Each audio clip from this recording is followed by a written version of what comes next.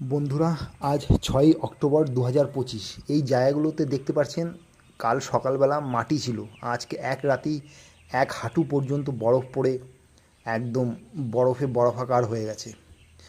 এত বরফ আমি একসঙ্গে কোনোদিনও দেখিনি, তাই বরফ দেখেও খুব ভালো লাগছে, আবার একদিক থেকে খুব খারাপও লাগছে। কারণ আজকে আমাদের এক জায়গাতে যাওয়ার কথা ছিল বরফ পড়ার জন্য, সেটা বন্ধ হয়ে গেল।